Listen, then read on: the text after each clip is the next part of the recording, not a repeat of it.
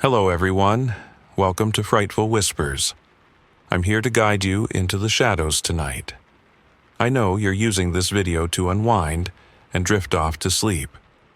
So, before we begin, don't forget to like the video and subscribe to the channel. Where are you watching from? And what time is it for you? Now, get cozy, relax, and let the whispers of the night take over. I didn't know what I was expecting that day. I had no particular reason to go to the flea market, just the usual impulse to wander through the worn stalls, looking for something odd, something forgotten, something that called to me. It wasn't about the money or the bargains. It was the allure of the past, the quiet whisper of old things, things that had stories locked inside them, just waiting for someone to unlock them. The place smelled like dust, aged wood, and something musty that clung to the air like a forgotten secret.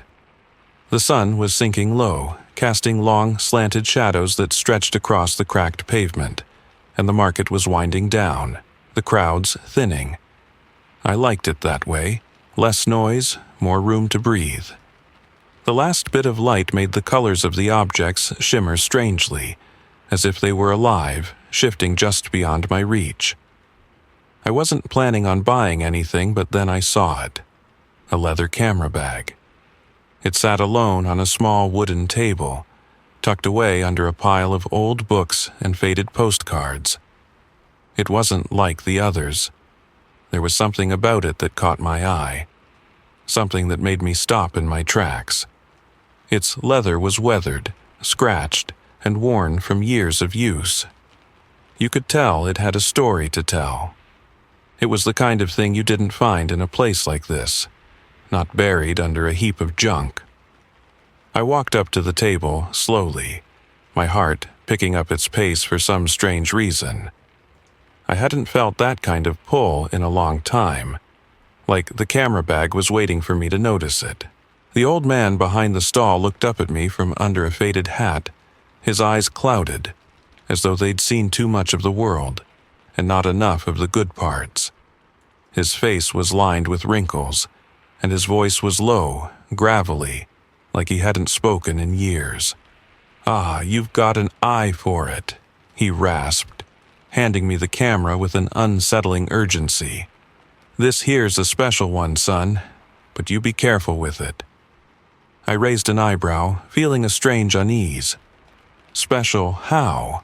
I asked, taking the camera from his hands.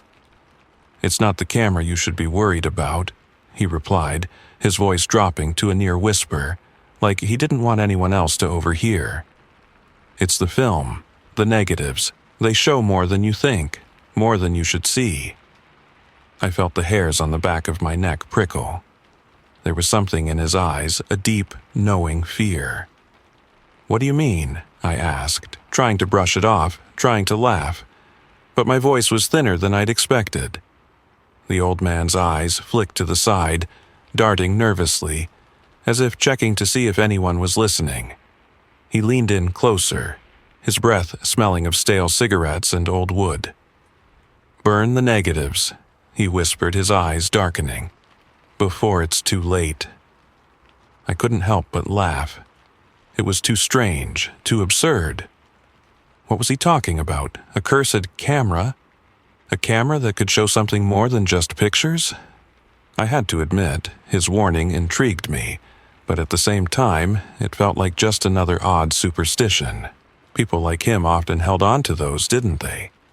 Little superstitions from days gone by, passed on like old myths that didn't mean anything in the world we lived in now.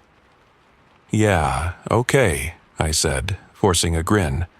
"I'll make sure to burn the negatives." I didn't think it was serious. Hell, I didn't even believe in any of that stuff. But I took the camera anyway. I handed him the cash, and as I did, the old man's hand shook just slightly, his grip tightening around the camera bag. His eyes never left me. "Take care of it," he muttered, voice heavy. "And remember what I said, if you don't, it will find you." I shrugged, trying to shake off the unease. It was just a camera, right? Just some old junk from a time long past. Nothing to worry about. But as I walked away, the weight of the camera in my hands felt strange, like it was pulling me in directions I didn't understand. The old man's words echoed in my head. Burn the negatives. They felt like a warning, a plea, but I couldn't take them seriously. Could I? The evening air was growing colder, the shadows longer, and I couldn't shake the feeling that something was wrong, that I had just walked into something I couldn't escape from. I didn't know why I felt drawn to it. The camera had an old-world charm, sure, but something else lingered in my gut. Something I couldn't shake. When I set up the darkroom, the usual anticipation of developing a fresh roll of film was replaced with a gnawing sense of unease. The flickering red light cast long shadows on the walls as I unwrapped the first roll of film. It felt heavier than any other roll I'd ever handled before, like it wasn't just carrying images but something more. I took a deep breath, focused, and dropped the film into the developer solution. As I began the process, the familiar smell of chemicals hit me, sharp and nostalgic. The first image started to emerge from the blank paper, the blackness slowly giving way to shapes, colors, a world captured in still life. I squinted, leaning closer to see what the film had to offer. The first picture was of a street, quiet, almost deserted. The pavement cracked in places, a few scattered leaves blowing across the road. It looked normal at first, peaceful even. But as I studied it, really studied it, something felt off. Something about the shadows felt wrong. And then I saw it. In the background, barely noticeable at first, a figure. I almost missed it. A black shape, tall and thin, standing just out of the frame, hanging there like a stain on the photograph. My breath caught in my chest as I studied the figure. There was something about it. Its outline was blurred, but distinct enough to feel unnatural. It wasn't a shadow. It wasn't a trick of the light. It was something else. Something that didn't belong in this world. And I knew, deep down, that I wasn't imagining it.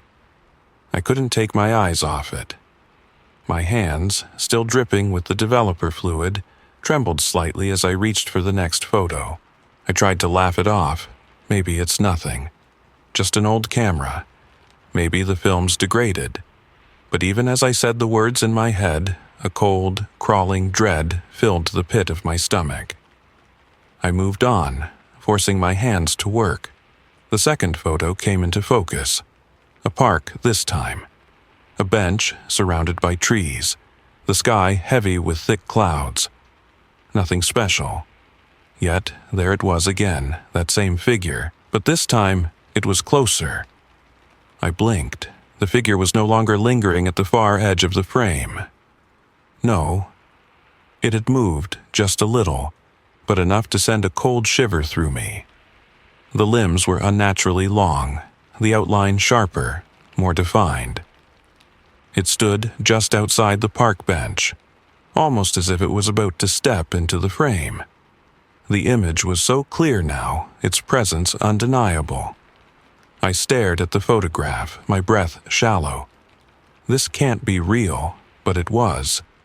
There it was, standing there like it belonged to the world, like it was woven into the fabric of the picture itself. And it wasn't just the picture. It felt like it was woven into the very air around me, growing stronger, growing closer.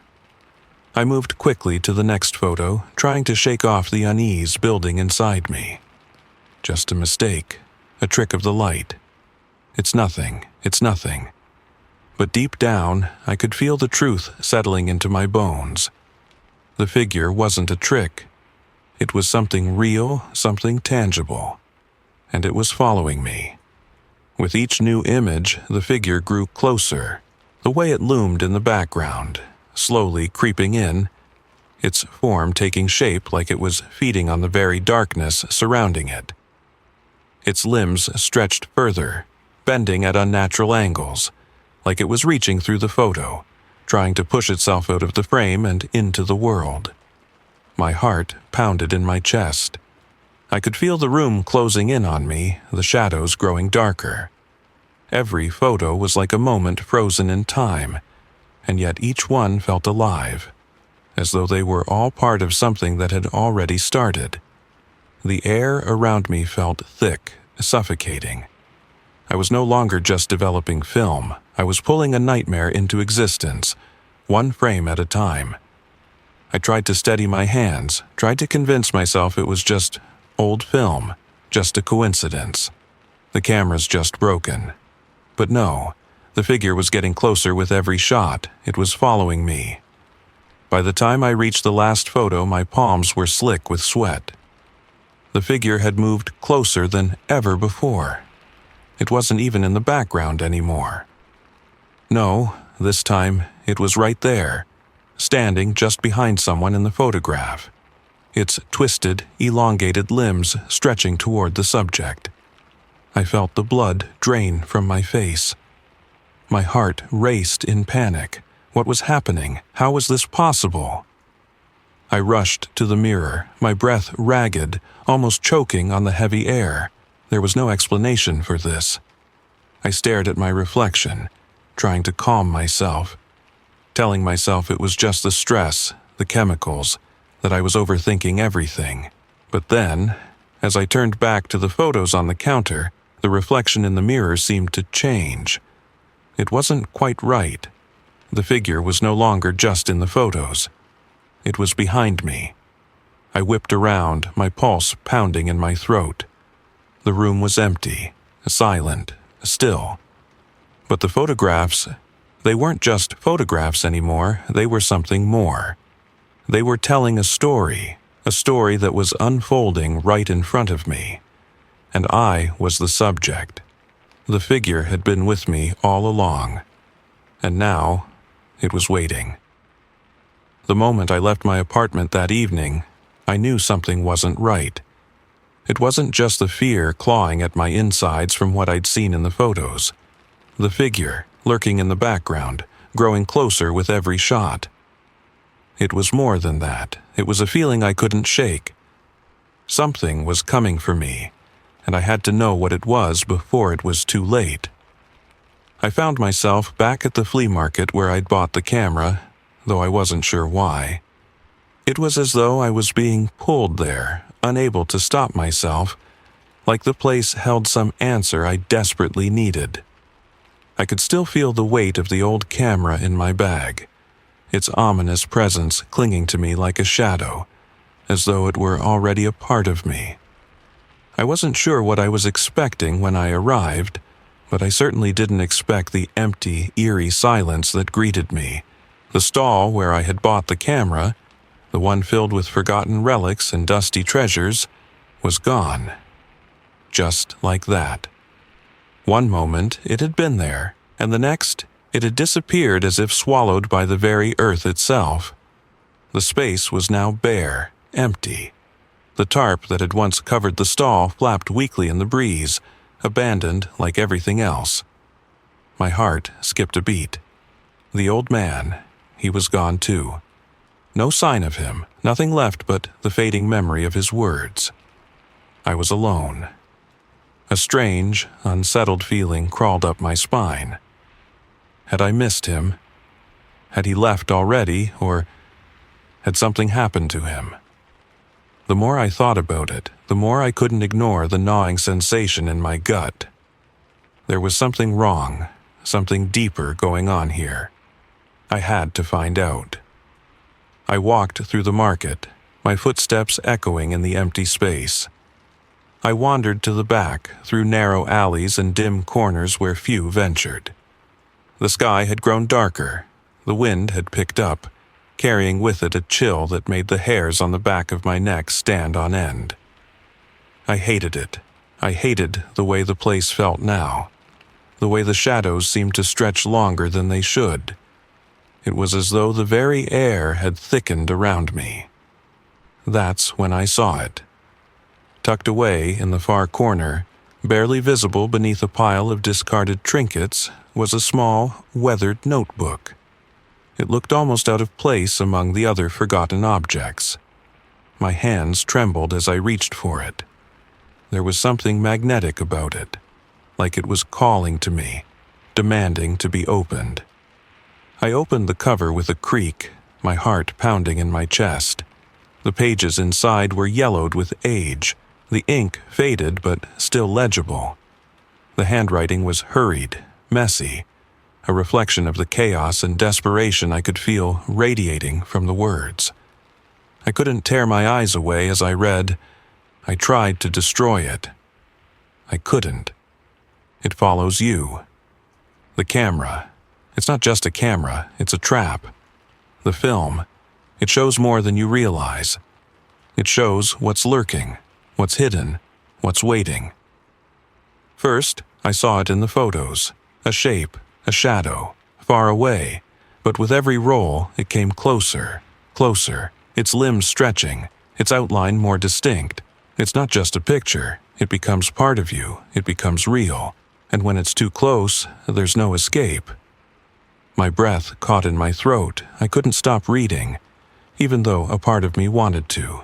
The words burned into my brain like a brand. The figure, the one I had seen in every photo, had done the same thing to this man. The photos weren't just images, they were portals, and the entity had followed him, just as it was following me. I turned the page, my eyes scanning the hastily scribbled notes. My pulse raced, faster and faster as I read the final, chilling words. Burn the negatives before it's too late. You'll understand when it's in the picture, when it's already watching you. I couldn't stop it, but you can. Please, burn them. The notebook fell from my hands, its final words echoing in my mind. Burn the negatives. Those words replayed over and over in my head. Could it be real? Was I really seeing the same thing this man had seen? And why hadn't I listened to the old man when I had the chance? Suddenly, the sound of footsteps behind me snapped me out of my thoughts. My heart stopped. I spun around expecting to see someone, but the alley was empty, still. The wind had died down, and everything was too quiet, too still. Then I saw him, the old man. He stood at the end of the alley, his frail figure outlined against the dimming light. His presence was enough to make my heart skip a beat. His eyes locked onto mine, and I felt a chill run down my spine. It was as though he could see straight through me, into the very core of my being. "You didn't listen," he whispered, his voice rough, as though speaking was an effort. His gaze pierced into mine with an intensity that made it impossible to look away. "You didn't understand, but you will now." I stepped back, panic rising in my chest. "What do you mean? What's happening to me?"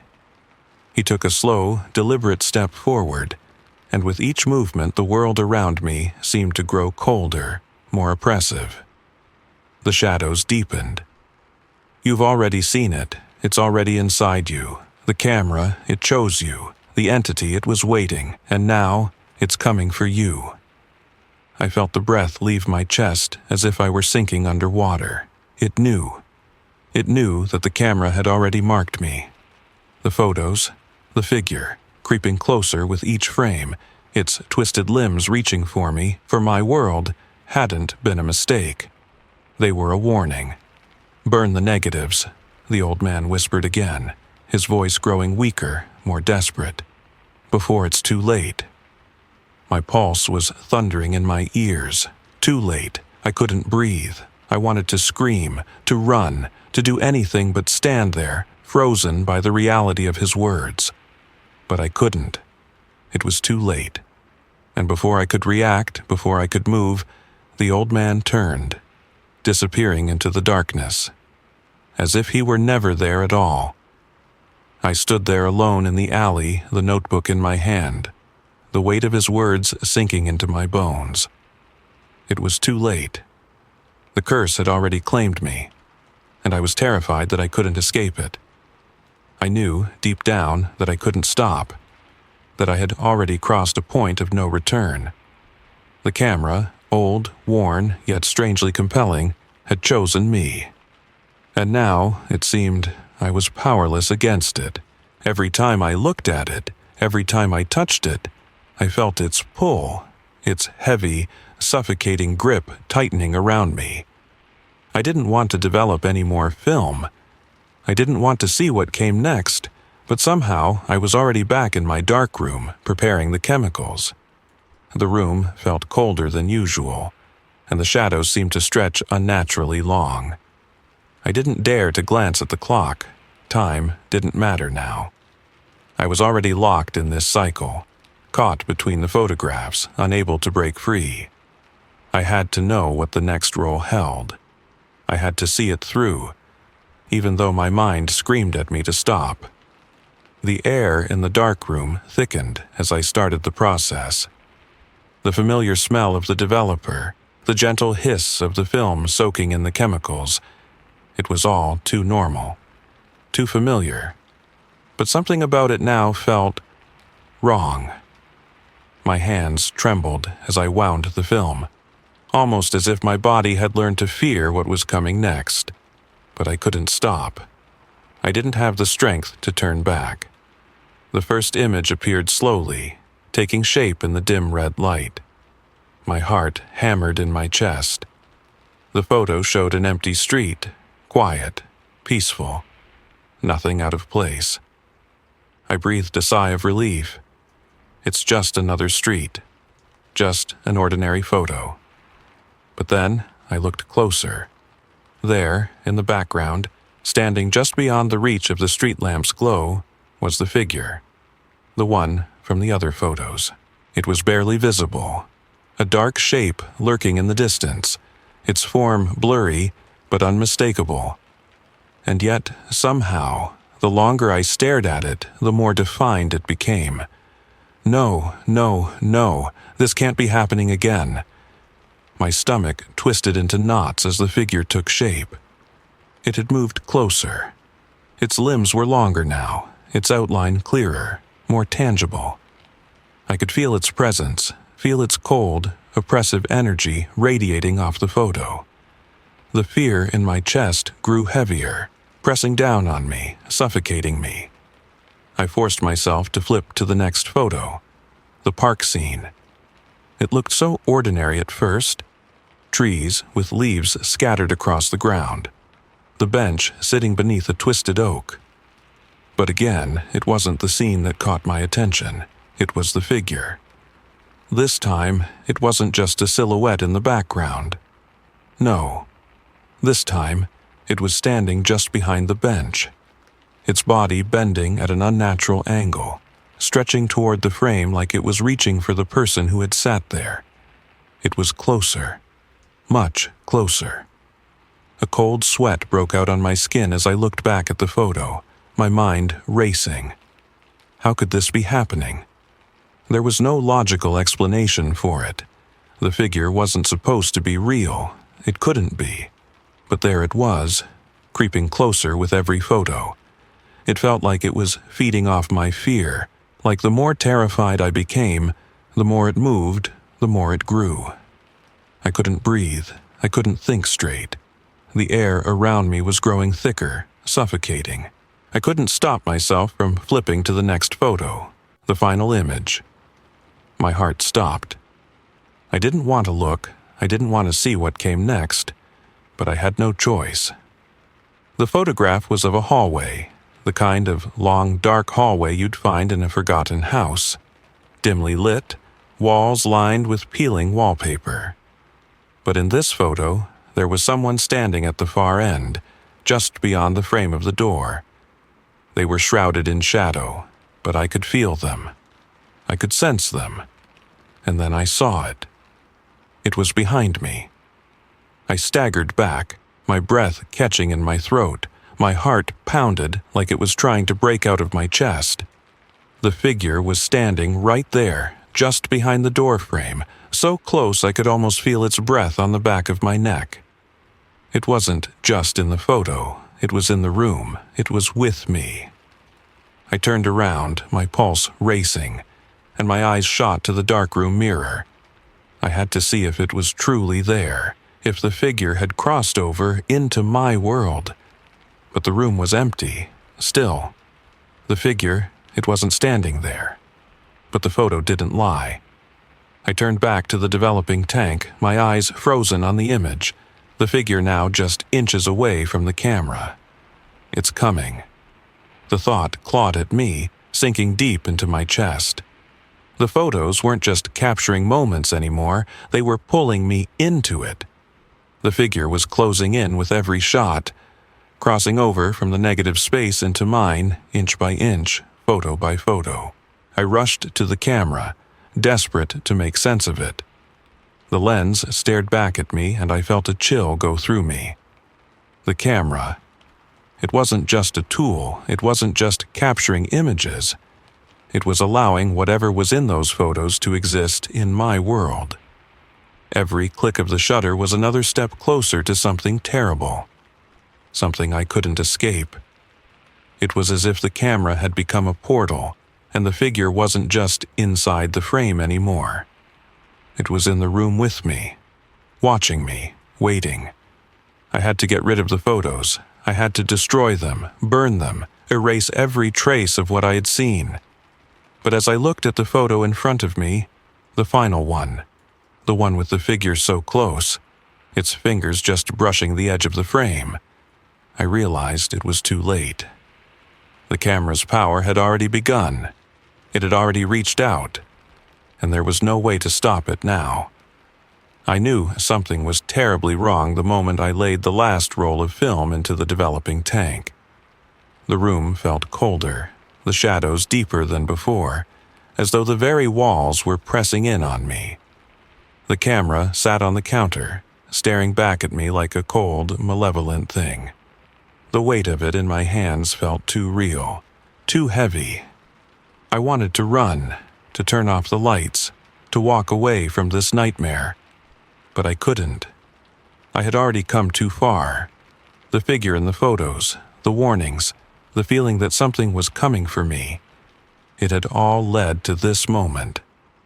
The developer hissed as I dropped the first photo into the solution.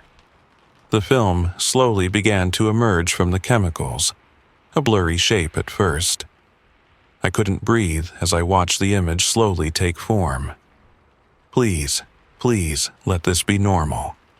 Let this one be like the others, a street, an empty park, anything but the figure. But I wasn't that lucky. It started as a vague shape, just a shadow in the background. But as the photo developed, I could see it clearly now, the figure. It stood there, just beyond the edge of the frame, its limbs unnaturally long, its body distorted in a way that shouldn't have been possible.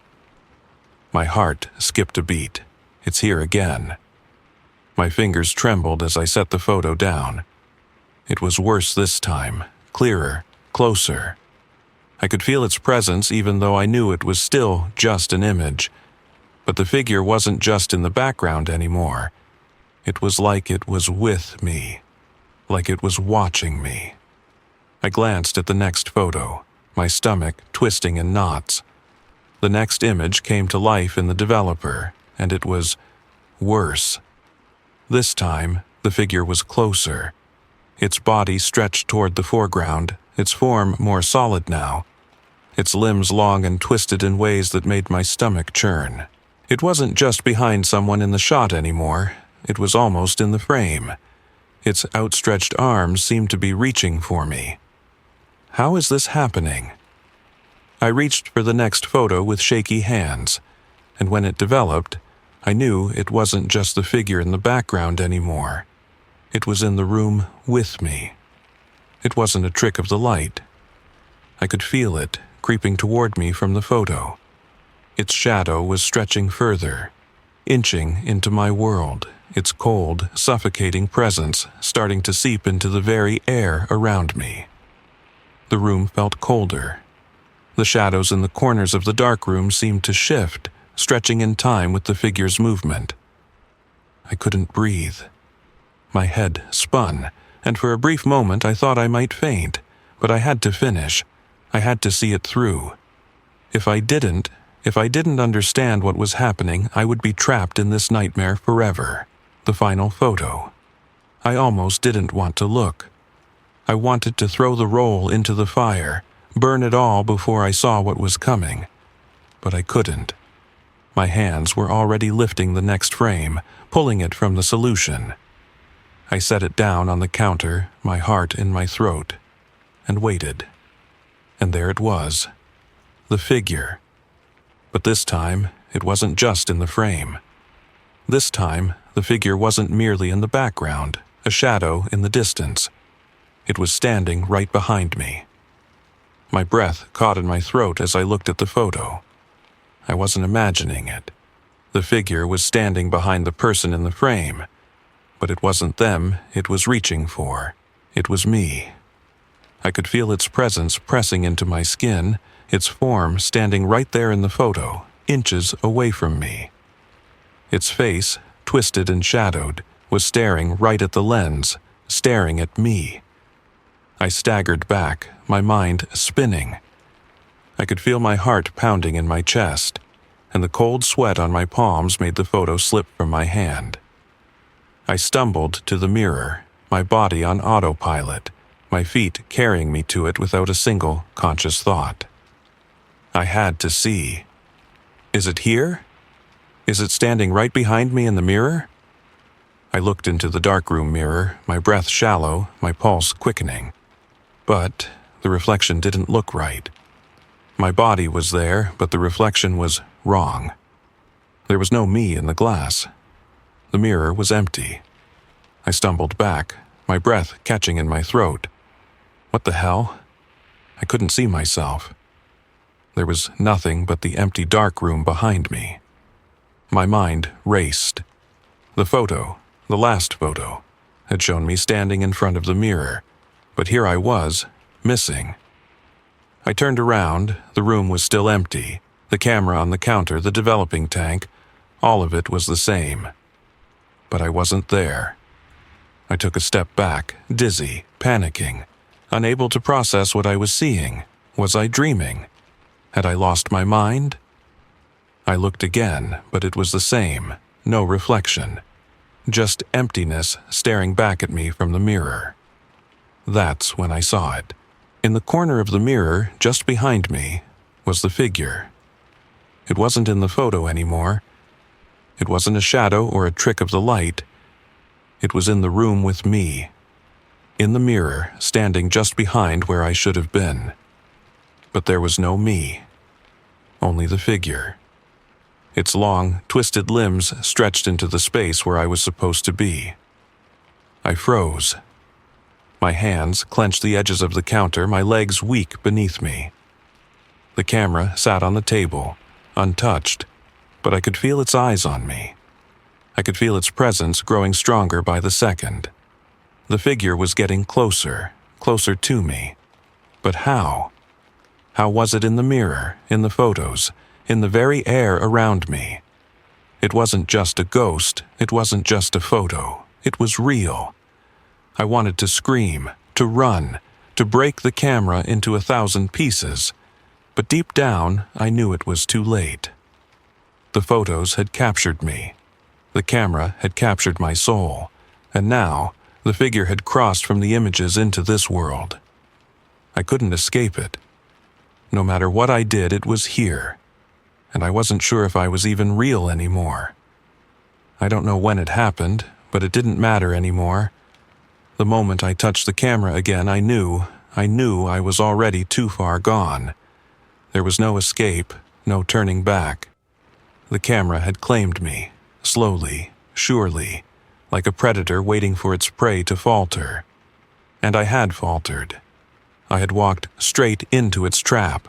It was in my hands now, heavier than it had ever been. I could feel its weight, like it was pressing into my chest, suffocating me. My fingers trembled as I lifted it, almost mechanically to my eye. The world through the lens was different. I couldn't explain it, but the shadows were no longer just shadows.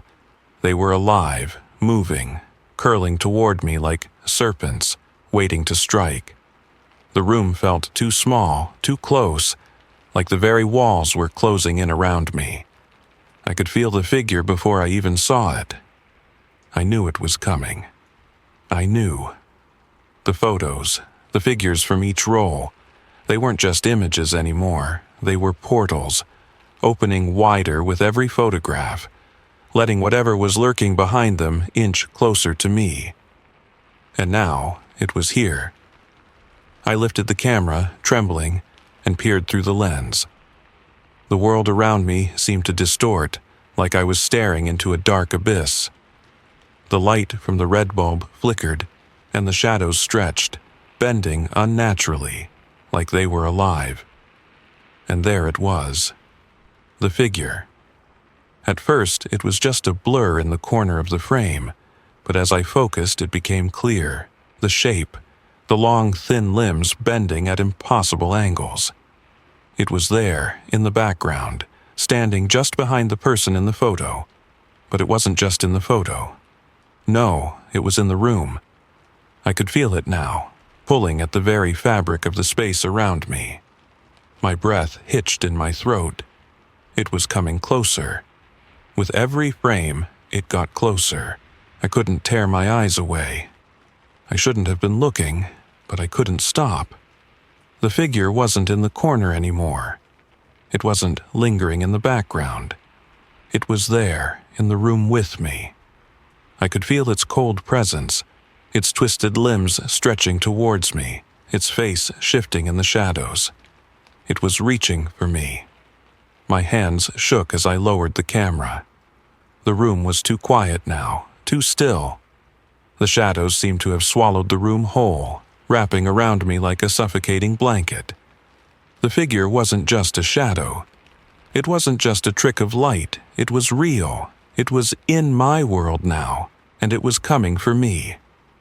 I stumbled back, dropping the camera onto the floor with a heavy thud. I couldn't breathe. I couldn't think. My body was moving, but my mind was trapped in a whirlwind of panic, trying to understand what was happening. The walls felt like they were closing in, the room shrinking around me. And then I heard it. A soft, distant sound, something scraping, something shifting.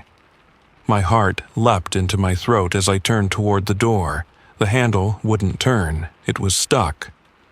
I tugged at it desperately, but it wouldn't budge. The room was holding me captive, and the figure was behind me. I turned slowly, a cold sweat breaking out on my skin, and there it was. The camera had moved.